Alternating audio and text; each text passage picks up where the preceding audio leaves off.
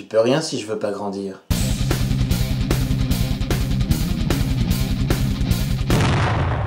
De toutes les influences artistiques, s'il y a bien un nom qui a forgé l'éducation de milliards d'enfants, c'est bien celui de l'univers de Disney. Du début du XXe siècle jusqu'à aujourd'hui, Disney s'est conçu un empire de magie offrant aux enfants la dure réalité de la vie enrobée d'un papier cadeau rose fuchsia. Utilisant les stéréotypes de chaque époque pour inscrire des contes traditionnels dans notre quotidien, Disney a toujours pris soin de mêler l'insouciance de l'enfance au fatalisme d'adulte. Et c'est avec un adjectif par personnage qu'il est facile de s'en rendre compte. Aladdin, kleptomane. Aurore, narcoleptique. Belle, syndrome de Stockholm. Ariel, sociopathe. Cendrillon, matérialiste. Alice, drogué. Meg, vénale. Timon et Pumba, fainéant. Les princes en général sont soit nécrophiles, soit machistes. Donald, sérieux problème d'élocution. Dingo, retardé mental. Et Pluto l'est d'autant plus qu'il est moins évolué que l'autre chien.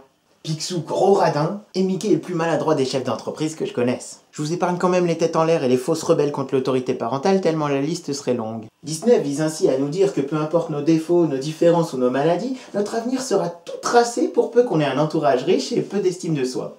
Non, parce que sans rire, même les personnages les plus révoltés de l'univers Disney vendent leurs convictions une bouchée de pain pour peu qu'il y ait un peu d'argent ou les yeux doux d'un bel inconnu. Riche de préférence l'inconnu. Jasmine s'évade de sa richesse, croit que le pauvre dont elle est tombée amoureuse est mort, et donc tombe direct dans les bras d'un inconnu qui lui ment sur toute la ligne. Mulan, étant contre les systèmes et les traditions, va mettre en péril l'honneur familial pour respecter les traditions militaires. Accessoirement, étant commandant d'armée, je pense aussi que son mec a un compte en banque honorable, soit dit en passant. Réponse, fille de souverain, vivant dans un 200 mètres carrés proche agglomération, à 18 ans et sans allocation. Mérida, rebelle qui, si elle fait rien, risque et de perdre sa mère et d'être mariée de force. Pourquoi déjà? Ah oui, elle est riche.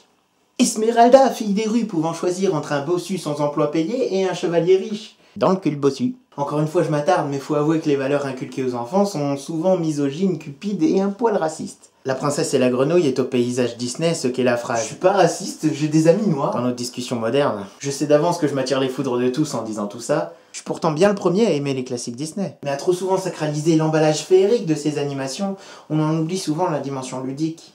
Car si les parents aimaient tant nous poser devant les Disney, n'était-ce pas parce qu'ils nous expliquaient bien mieux la détresse humaine? Merci de bien vouloir déposer vos livres de Kant, Nietzsche ou Marc Lévy et mettez-vous devant un Disney pour mesurer plus exactement l'ampleur du potentiel humain. Et comme dirait Mickey, que la force soit avec vous!